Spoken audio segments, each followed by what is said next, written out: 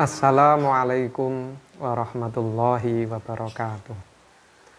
Bismillahirrahmanirrahim. Alhamdulillahi rabbil alamin. Wabihi nasta'inu ala umurid dunya waddin. Wassalatu wassalamu ala sayyidina Muhammadin wa ala alihi wa sahbihi ajma'in, amma ba'du. Pemirsa Manulu Media yang dirahmati Allah, pada kesempatan kali ini tema kajian kita adalah pengaruh makanan syubhat dan makanan haram. Berkaitan dengan tema tersebut, Nabi Muhammad SAW bersabda, "Man akala syubuhat ishtabaha alaihi dinuhu wa adlama qalbuhu." Barang siapa yang memakan makanan syubhat, maka agamanya juga akan menjadi samar serta hatinya akan menjadi gelap. Perlu saya sampaikan, makanan syubhat di sini adalah makanan yang tidak jelas kehalalannya maupun keharamannya. Dan lebih baik makanan syubhat itu kita hindari. Karena berdasarkan hadis Nabi di atas, dampaknya sangat luar biasa. Ketika kita memakan makanan syubhat, makanan yang tidak jelas tadi, maka agama kita yang akan menjadi korban. Dalam beragama kita akan menjadi remang-remang, samar-samar, tidak jelas dan tidak mantap. Dalam beribadah misalnya, kita akan menjadi tidak jelas. Tidak jelas di sini bisa jadi sholat kita, puasa kita, di sini tidak jelas. Mulai dari sahnya, mulai dari rukun-rukunnya, ini tidak jelas di sini. Efek dari makanan yang syubhat. Dan hati kita juga akan menjadi gelap. Ketika hati kita menjadi gelap, maka kita akan kesulitan membedakan mana perkara yang hak dan mana perkara yang batil. Padahal hati adalah cerminan diri kita. Ketika hati kita baik, maka seluruh tubuh kita juga akan jadi baik. Kemudian Nabi melanjutkan sabdanya, "Waman akalal haram mata qalbuhu wa khaffa dinuhu wa dha'ufa yaqinuhu wa hajaballahu da'watahu wa qallat ibadatuhu." Jika makanan syubhat berdampak pada agama dan hati, maka makanan haram dampaknya sangat luar biasa.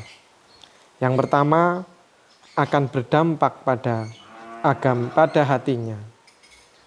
Orang yang terbiasa memakan makanan haram atau meminum minuman yang haram, maka hatinya akan mati.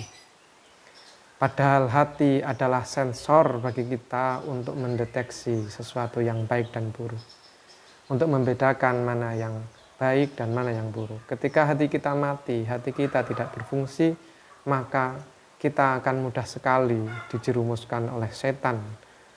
Sesuatu yang tidak baik akan kita anggap baik.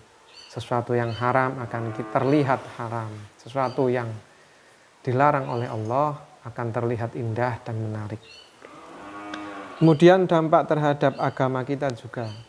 Makanan haram itu juga luar biasa. Dalam beragama kita akan menjadi remang-remang, menjadi tidak mantap, tidak jelas.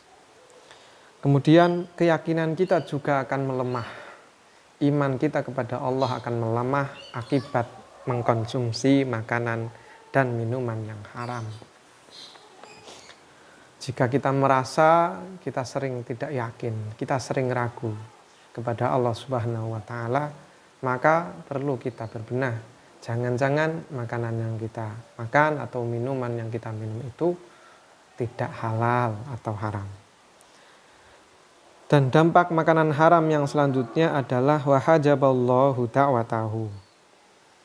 Allah akan memberikan hijab terhadap doa kita.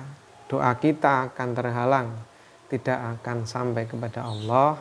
Artinya, walaupun kita berdoa siang malam, doa kita tak kunjung terkabul. Jika selama ini ada doa atau keinginan kita yang sudah kita mohonkan selama ini siang dan malam kok belum juga terkabul, belum juga terwujud, maka alangkah baiknya dan tidak ada salahnya kita koreksi lagi. Makanan yang kita makan dan minuman yang kita minum itu sudah benar-benar halal atau masih ada sedikit keharaman di dalamnya. Dampak yang terakhir dari makanan yang haram adalah waqallat ibadatuhu. Kemampuan kita dalam beribadah kepada Allah itu sedikit, ibadah kita sedikit.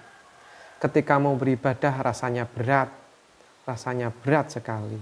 Jadi jika kita merasakan hal itu, kita merasakan, jika pemirsa Manul Media merasakan bahwa ibadahnya selama ini sedikit dan berat untuk melakukan ibadah, alangkah baiknya koreksi lagi makanan dan minuman yang kita konsumsi, jangan-jangan masih ada keharaman di dalamnya.